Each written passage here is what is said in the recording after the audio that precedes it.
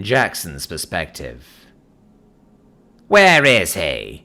I demand of the tall redhead, the well-built blonde, and the armored trog, with her hair only an inch or two long from my slagging her helmet last time we met. "Where's the Chinese centenarian?" "Not here, I'm afraid. Though he is aboard. He's guarding our botanist," smokes the Brit. "I guess I'll have to go and find him after you three are dead then, even if I don't really want to fight you. You bored me last time." "We weren't armed last time. Afraid of a level playing field?" taunts the 6'3" blonde, with her hand on the handle of a 6'3" greatsword. 3-on-1, you mean? That's a level playing field to you?" I answer dryly. "It is when your body is made of bulletproof metal, faster than any of ours and stronger than all of us combined, I'd say." "Put like that, I'd say it's still far from fair to you three. Why do you even want to fight me again? I handed you all your asses last time."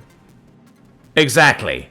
We want to settle the score," shrugs the Brit, drawing his 3-foot-long falchion blade, 1A with an M pommeled by the Elmsley typology, I think, though it has a bit of an RC wave in the leading edge.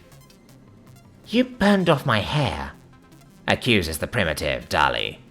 "Yeah, that elongated skull does look a lot more noticeable without all that orange frizz, cave woman. Sorry about that," I retort, a smirk in my voice.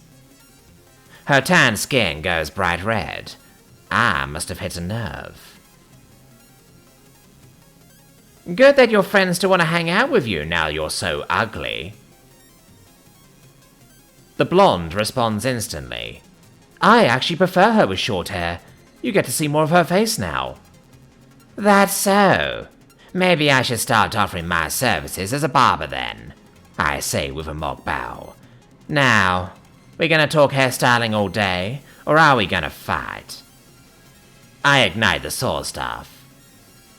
The grey sword, saber and beak, hammer and spike of the Belle de Corbin all wrought to life opposite me, glowing through red, orange and yellow, settling on white hot. Having learned their lesson, they don't charge me this time. Instead, they fan out and surround me before they begin to approach. The blonde is coming at me from my left. The limey is coming at me head on. The Kate bitch is on my right. Blondie has the most reach and is the first to make a lunge for me with that greatsword. My blade flies out straight for her center of mass. She blocks it but is thrown off balance as I leverage away her sword and sweep my polearm in an arc to match the redhead's. He makes to sever my blade from his shaft, but he isn't fast enough. The egg skull aims her back at my extended leg, but still in a bind with the T-lever, I manage to withdraw it fast enough that the blade stabs into the floor. I level a kick at her armor-covered solar plexus, and she's hurled backwards, leaving her weapon behind, sticking out to the floor at a 45-degree angle. The blonde has recovered her footing and aims another swing at me. I pivot my weapon from the Brit's to hers. The advantage of the polearm is that I have a much larger offensive range than when I fought with my daggers, without throwing them, at least. The disadvantage is that it's way less easy to maneuver it. All my justified arrogance aside, any one of these three could easily be championship fighters. I can't afford to get careless, since I'm not immune to plasma the way I am to bullets. The primitive sprints forward and retrieves her weapon in the middle of a surprisingly elegant combat roll, reigniting it and swinging it into my shin. Thankfully, it hasn't warmed up yet, so the damage is superficial. My sword staff streaks down on her, only to be blocked by the T-Slurper's blade. I spin and jump about 10 foot away, bringing my weapon between me and the three. They close the distance and begin a series of attacks that could pass for a choreographed movie sequence. I'm actually at the edge of my capacity right now, just dodging and parrying their strikes. "Guys, that's enough. You can disengage," comes the voice of the same woman that Kara spoke to over the comm channel from the second floor walkway. The three of them instantly break off their barrage and put about 30 foot of distance between themselves and me. Strange. I glance to where the voice came from. I see a gynoid robot taking the form of a young human woman. She mounts the barrier in a way that would cause it to crumple under my weight if I try to reproduce, and backflips off, falling about 20 foot to the cargo bay floor and performing a superhero landing. She completely undercuts the cool factor by straightening up and shouting, "Woo! Did you guys see that? Isn't this new body great?" "Hey," I say, unimpressed. "What's the big idea here? You think you can beat me just because you've got a droid? I'm sure it's nice and all for a civilian model, but that is not a combat frame." Turning her attention to me, she smiles unnervingly. "I'm afraid you're already beaten, Mr. Stetter. You just don't know it yet." "Kid, I highly doubt." "You see, Mr. Stetter," she interrupts, "the moment you came aboard, I began probing the firmware of every single component of your body." I feel a chill run through me, in a way I haven't for years. She's an AI. That explains how they knew they were being followed. Guess that wrong turn they took a week ago was her doing. That's far from the most pressing concern, though. "The code on all the military components was tough," she smiles, with her elastomer mouth, starting to walk towards me. "Too tough for me, honestly. I definitely would have been able to subvert it eventually, but thankfully, I didn't need to. You were so kind as to leave me a back door." She points to the bulky red arm, hooked up to the rest of me in a hurry by Rylan. I raise my left hand to rip off my replacement arm, but at that moment my whole body freezes. "It's too late for that, Mr. Stetter. I already had control from the moment I made myself known," smiles the droid. I'm not able to turn my head to look at. My body prostrates itself into a kneel, and my knuckles place themselves on the ground against my furious, silent protests. A pair of robotic feet, pristinely sheathed in elastomer, appears on the patch of floor that I'm unable to look away from.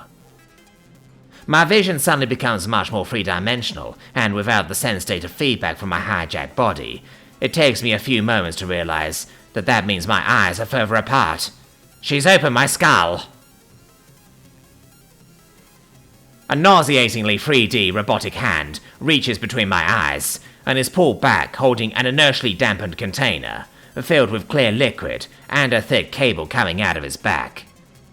Inside is a wrinkled mass of pink flesh, pulsing as artificial blood is pumped around it. "You can't! This isn't fair! I can't lose like this! Put that back! Give me back my body! Let me fight! Let me win! Let me kill! Don't put me back in the dark!" Her hand moves to the cable. I see the grasp. I see the pulling tension. I don't see the disconnect, as my world becomes nothing. Ru-oo-oo-oo's perspective.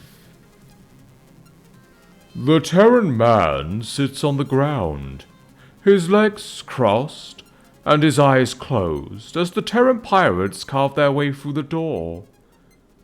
The small holy man is the only other person in hydroponics with me, assigned here as my guard, since I was too large to shelter with the others in the canteen. The door is sliced open, and 3 Terran pirates spill inside, and point their guns at my sitting bodyguard, shouting commands at him too quickly for me to follow. He begins getting up, but no sooner has he done so than all 3 of the pirates fall to the ground, unmoving. How about that? The pirates were so clumsy that I didn't even need a guard. Wakwok's perspective. My life mate nestles into me, terrified, as the plasma blade carves through the door. The hole in the door is completed and falls inward. I jump in front of a crat, wings extended, crown plumes flared, back horizontal to the ground. As the monsters step through the entrance they just made, I prepare myself to die fighting them. Quoia, I shall be joining you in Akaros in but a few moments, and I will finally be able to tell you how sorry I am. One of the monsters strides up to me and points the barrel of the gun squarely at my face. Then, like lightning, the weapon is jerked upward and, like thunder, blasts a hole in the ceiling. Only then do I have a moment to see Tuqual's red-maned human lackey holding the gun barrel before his body jerks violently forward. There is a loud thud of bony flesh on bony flesh, and the other Terran falls back. Absent his gun, still held aloft like a trophy in Taylor's hand. He just saved my and Akrat's lives. Kara's perspective. Shit! What the fuck do we do?